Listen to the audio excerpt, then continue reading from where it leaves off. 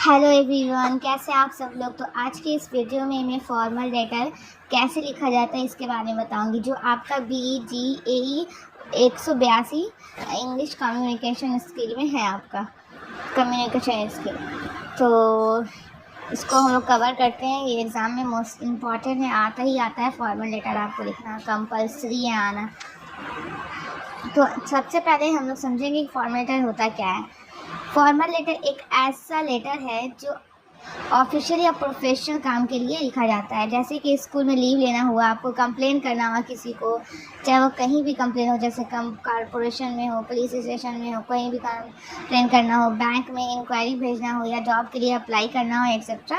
ये सारी चीज़ों के लिए क्या कहा जाता है, लेटर लिखा जाता है। ये लेटर नरम, रिस्पेक्ट भरी और सीधा पॉइंट पर लिखा होता है।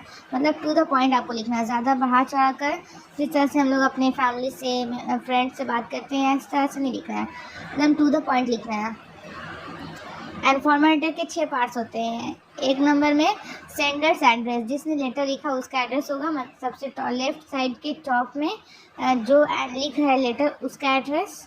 डेट एकदम ज़रूरी है, नहीं तो अगर डेट नहीं दीजिएगा तो मार्क्स नहीं मिलेगा।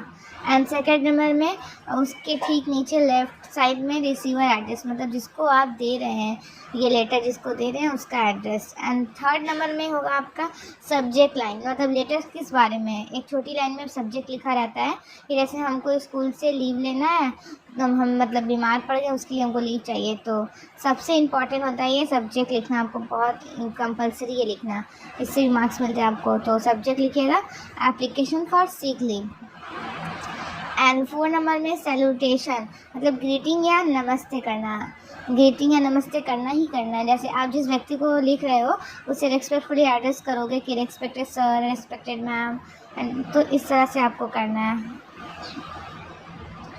5 नंबर में main body of the letter, जिसमें असली बात होती है।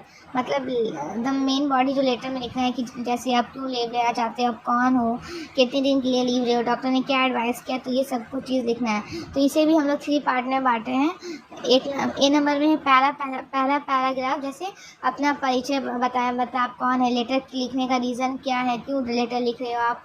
तो जैसे आप बोल रहे I am a student of class 10B, I am writing this letter to request sick leave.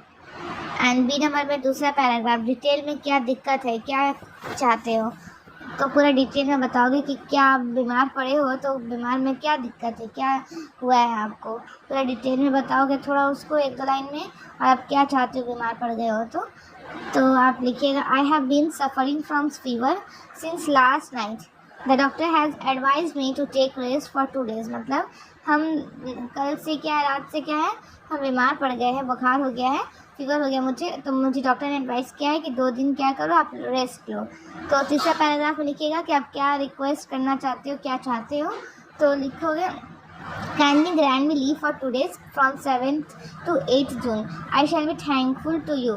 तो तीसरा में आपको लिखना है कि मैं छुट्टी चाहता हूँ 2 दिन के लिए, इतना तारीख से इतना तारीख तक। अगर आप छुट्टी रहते तो मैं बहुत शुक्रगुजार हूँगा आपका।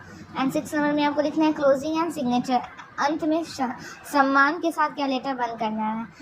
अंत में नीचे में सबसे पहले अपना योर ओबीडियंटली, योर फेथफुली, इस तरह से लिख के अपना सिग्नेचर कीजिएगा और क्लास और रोल नंबर लिख के इस तरह से लेटर को बंद कीजिएगा।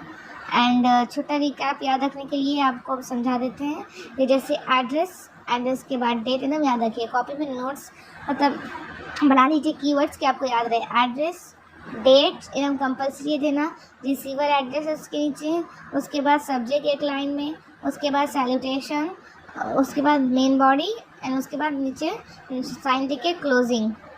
तो ये पूरा हुआ आपका फॉर्मल लेटर कैसे लिखा जाता है।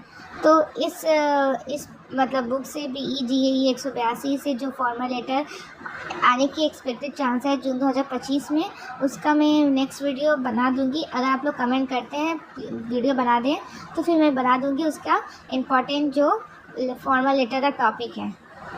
प्लीज़ चैनल को सब्सक्राइब एंड शेयर करें। Thank you so much.